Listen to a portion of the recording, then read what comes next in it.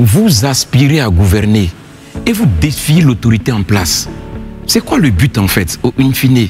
C'est que demain quand vous serez là, les autres aussi vous défient en fait. C'est ça, c'est ce qu'on veut enseigner. Parce qu'au nom de quoi vous estimez que vous avez le droit de la défiance des pouvoirs publics, et puis quand vous demain vous allez incarner ces pouvoirs publics-là, vous allez vouloir que les gens vous soient dociles. Et à un moment donné, il faut de la logique. Il faut de la logique. Moi, je pense que la posture républicaine, la posture citoyenne, la posture démocratique, c'est le respect vis-à-vis des institutions. On peut ne pas être d'accord, mais on doit pouvoir respecter les institutions. C'est comme ça qu'on décèle en vous cet homme d'État ou cette femme d'État ou cette personnalité empreinte de valeurs républicaines. Mais tout le temps, on est dans la défiance des autorités, on est tout le temps dans la défiance. Mais c'est quelle éducation on veut finalement donner à notre jeunesse? Quelle éducation on veut donner à notre peuple? Et souvent j'entends des gens dire, mais ça c'est de la démocratie, on fait même pire que ça en France, on fait pire. Mais si vous sentez qu'on fait pire que ça en France, ça vous plaît, allez vivre en France. Allez vivre là où on est loisible d'insulter les gens comme on veut, où on est loisible de dire tout ce qu'on a envie de dire aux gens. Mais nous, ce n'est pas notre éducation, ce n'est pas ça qu'on veut pour notre société. Tout ce que vous avez copié sur les blancs, que vous avez dit que c'est bien, ça vous avez quoi comme résultat aujourd'hui? À un moment donné, il faut quand même qu'on soit rigoureux. On ne peut pas régner nos valeurs. Il faut qu'on comprenne que la politique, et ça je le répète, je l'ai dit avant-hier, ne doit pas nous déshumaniser, ne doit pas nous faire perdre nos valeurs. Ça c'est vraiment important. Je terminerai vraiment par ça pour en appeler vraiment au sens de la responsabilité de nos acteurs politiques. Franchement, je pense que la Côte d'Ivoire, après 3 décennies, honnêtement, a été suffisamment tolérante vis-à-vis des acteurs politiques. Aujourd'hui, c'est eux qui doivent nous retenir l'ascenseur. Il faut qu'ils aient compassion des populations et qu'ils mettent de l'eau dans leur vin pour permettre aux populations d'être apaisées. On ne peut pas toute sa vie être dans la défiance et être dans la bagarre. C'est pas possible. Mais attends, eux, quand ils se regardent souvent dans les miroirs, là, ils sont heureux du profil qu'ils voient. Ils sont heureux de l'image que ça leur renvoie. D'être des gens qui sont constamment dans l'invective, constamment dans la bagarre. Ça leur plaît, ça, cette image-là. Quand ça leur ramène là, ça leur plaît. Non, il faut qu'on sorte de tout ça. Notre pays a besoin d'apaisement. Notre pays a besoin de paix. Les Ivoiriens ont tellement souffert. De 90 à maintenant, ça vous fait 35 ans. C'est excessif. On ne se battra pas toute notre vie. Maintenant, si d'autres, en dépit de ça, continuent d'espérer ou continuent de vouloir se battre, mais on les mettra sur un terrain nu. Et puis bon, ils se battront, mais pas en tout cas en Côte d'Ivoire ici. Parce que nous, je pense que les Ivoiriens aujourd'hui, toutes tendances confondues, veulent la paix, veulent la tranquillité. Merci, Élisée. Docteur Barry, votre point? Écoutez, Christelle, je ne vais pas revenir sur tout ce qui a été dit par mes prédécesseurs. Mais ce que je note, c'est qu'on peut ne pas être d'accord avec le procureur de la République. C'est une personnalité publique, c'est vrai. On peut lui émettre des critiques, mais des critiques qui sont vraiment sensées. Par exemple, monsieur le procureur a pris telle décision, je ne suis pas d'accord avec, il n'a pas respecté la loi, c'est une critique, ça peut passer. Mais quand vous vous attaquez à sa personne, alors qu'il incarne une institution, vous fragilisez l'institution du point de vue de l'image, et sachant que monsieur Koné Brahma n'est pas là éternellement. Hier, le grand frère Marius a rappelé, c'était M. Adou Richard qui était procureur de la République. M. Koné, demain, ne sera plus procureur de la République, mais la fonction, elle est pérenne dans la République. Donc, si vous, aujourd'hui, vous ne le respectez pas, vous attaquez sa personne, demain, l'un de vos proches peut se retrouver à sa place. Mais vous avez déjà donné l'exemple. Vous avez montré aux gens qu'on peut dire tout et n'importe quoi du procureur de la République ou même du président de la République. Parce qu'il y a certaines personnes, c'est au président même, ils s'en prennent. Et donc, c'est pas joli, c'est pas potable. Parce qu'en tant qu'homme politique, il y a des gens qui vous suivent, il y a des gens qui vous écoutent, il y a des gens qui vous prennent pour modèle. Donc, tout ce que vous faites est scruté à la loupe. Donc, si vous vous adonnez à des dérives langagières, naturellement, les autres vont s'identifier à vous et finalement, ils vont se retrouver devant leur téléphone avec tout ce qu'on sait là, faire la même chose. Et aujourd'hui, ce qu'il faut retenir, c'est que les institutions de la République sont des institutions pérennes. Ce sont les hommes qui changent.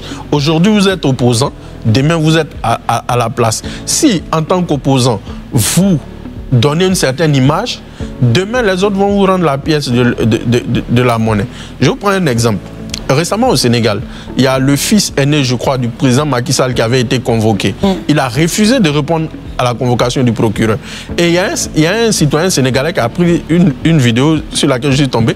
Il dit, mais c'est M. Ousmane Sonko qui a donné raison au gars. Il a montré hier, quand il était opposant, que le procureur de la République, on ne le respecte pas.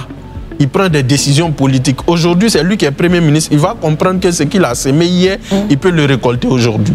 Donc, pour dire quoi? Pour dire que les jeunes copient des modèles. Et ces modèles-là peuvent être des hommes politiques. On peut être adversaire. On n'est pas obligé d'être d'accord. Dans une société même, on n'est jamais d'accord. Mais être en désaccord ne signifie pas de l'animosité ou de l'inimité.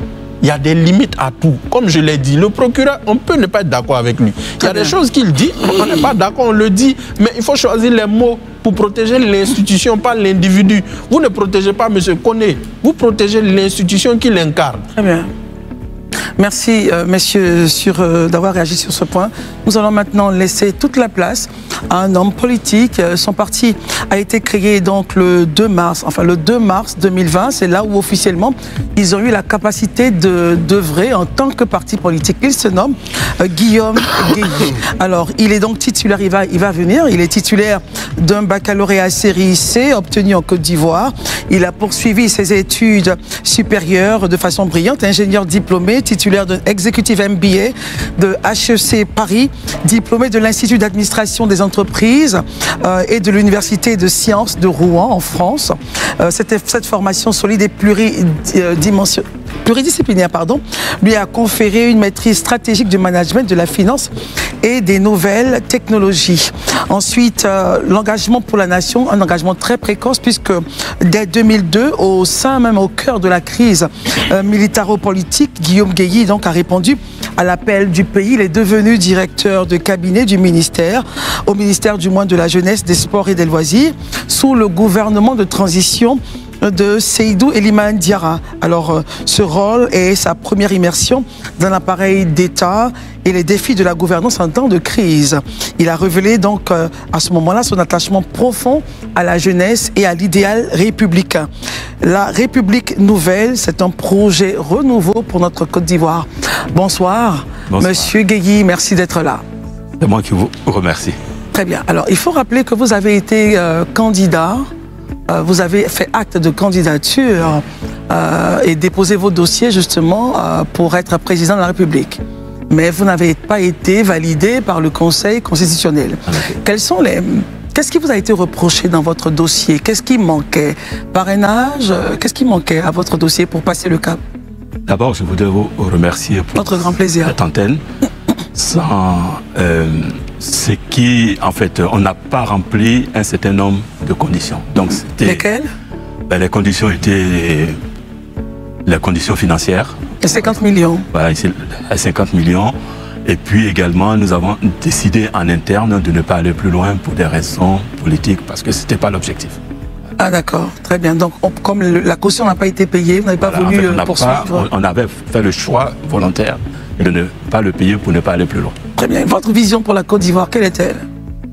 On a aujourd'hui une vision porteuse pour la Côte d'Ivoire dans la mesure où aujourd'hui la République nouvelle, nous sommes un parti politique implanté aujourd'hui dans 22 régions. Nous aujourd'hui, nous avons, je donne juste les chiffres que je viens d'avoir, 8128 membres encartés. Militants encartés. Encartés et présents dans 22 régions et districts. Nous avons aujourd'hui, au cours de l'étape que nous avons eue, qui était le parrainage citoyen, on a eu à communiquer énormément sur notre projet politique, qui s'est fait d'ailleurs sous une forme de projet de gouvernement qui impacte tous les aspects de la vie civile, politique et sociale de la Côte d'Ivoire. Très bien. Alors, on va ouvrir donc le débat à nos amis, à l'effet qu'ils puissent vous poser des questions. Élisée Bouloubeuse, ou des commentaires. Monsieur Gueye, qu'est-ce qu'aujourd'hui vous proposez qui n'est pas fait et qui vous pensez devrait être fait pour améliorer le quotidien des Ivoiriens?